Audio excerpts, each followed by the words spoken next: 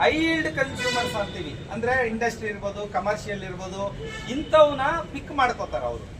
So starting ಅಲ್ಲಿ ಅವರಿಗೆ ರಿಯಾಯಿತಿ ದರದಲ್ಲಿ ಎಲ್ಲ ಕೊಟ್ಟು ಮುಂದಿನ ದಿನಗಳಲ್ಲಿ ಅದರ 3 ಪಟ್ಟು ಈಗಾಗಲೇ ತಾವುಗಳು ಎಲ್ಲ ನೋಡ್ತಾ ಇದ್ದೀರಿ. ರಿಲಯನ್ಸ್ 399 ರೂಪಾಯಿ ಕೊಟ್ಟರು, ಈಗ 800 ರೂಪಾಯಿ ಇದೆ. ಸೊ ಇದು ಲಾಭಾಂಶಕ್ಕೆ ಬರ್ತಿದ್ದಾರೆ ಹೊರತು ಸಾರ್ವಜನಿಕ ಸ್ವಇಚ್ಛೆಯಿಂದ ಸೇವೆ ಮಾಡಬೇಕು ಅಂತ ಈ ಕಂಪನಿಗಳು ಬರ್ತಿಲ್ಲ, ಲಾಭಾಂಶಕ್ಕೆ ಬರ್ತಾ ಇದ್ದಾರೆ. ನನ್ನ ಗ್ರಾಹಕರಿಗೆ ಆಗೋ ಸಮಸ್ಯೆಗಳು ಪ್ಯಾರಲಲ್ ಲೈಸೆನ್ಸಿಂಗ್ ಆದಾಗ ಅವ್ರದ್ದು ಈಗ ಫಾರ್ ಎಕ್ಸಾಂಪಲ್ ರಾಮಣ್ಣ ಬೆಸ್ಕಾಂ ಅಲ್ಲಿ ಇರ್ತಾನೆ, ಭೀಮಣ್ಣ ಟಾಟಾ ಅಲ್ಲಿ ಇರ್ತಾನೆ. ಸೊ ಅಲ್ಲಿ ಗೊಂದಲ ಶುರುವಾಗ್ತದೆ, ನಾನು ಎಲ್ಲಿ ಹೋಗ್ಬೇಕು, ಯಾಕೆ ಹೋಗ್ಬೇಕು ಅಂತ. ಸೊ ಅಲ್ಲಿ ಒಂದು ತಾರತಮ್ಯನ ಹುಟ್ಟಾಕ್ತಾರೆ. ಮತ್ತೆ ಅಲ್ಲಿ ಸರ್ವಿಸ್ ಚಾರ್ಜಸ್ ಬರ್ತದೆ, ಲೈನ್ TND ಲಾಸಸ್ ಬರ್ತದೆ. ಪ್ರತಿಯೊಂದಕ್ಕೂ ಅವರು ಚಾರ್ಜಸ್ ಅನ್ನ ಕ್ಲೈಮ್ ಮಾಡ್ತಾರೆ. ಅದೇ ನಮ್ಮ ಸಾರ್ವಜನಿಕ ಉದ್ದಿಮೆಯಲ್ಲಿ ನಾವು ಫ್ರೀ ಆಫ್ ಸರ್ವಿಸ್ ಮಾಡ್ತಾ ಇದ್ದೇವೆ.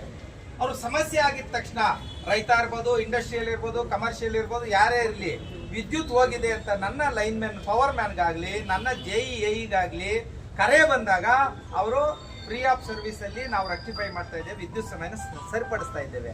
ಇವೆಲ್ಲ ಸಿಗೋದಿಲ್ಲ ಸಾರ್ವಜನಿಕರಿಗೆ.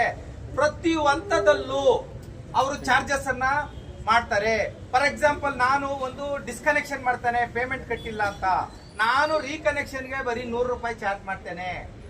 ಅವನು 1200 ರೂಪಾಯಿಂದ 10,000ವರೆಗೂ ಏನೋ ಚಾರ್ಜ್ ಮಾಡ್ತಾನೆ ರೀಕನೆಕ್ಷನ್ಗೆ. ಸೊ ಇವೆಲ್ಲನೂ ಸಾರ್ವಜನಿಕ ಹೊರೆನೇ ಹೊರತು, ಸಾರ್ವಜನಿಕರು ಅಂತಂದ್ರೆ ಇಂಡಸ್ಟ್ರಿ, ಕಮರ್ಷಿಯಲ್, ವಾಣಿಜ್ಯ, ಕೃಷಿ ಯಾವುದೇ ಇರ್ಬೋದು, ಎಲ್ಲ ಹೊಣೆ ಆಗ್ತದೆ ಹೊರತು ಅವ್ರಿಗೆ ಲಾಭ ಆಗೋದಿಲ್ಲ.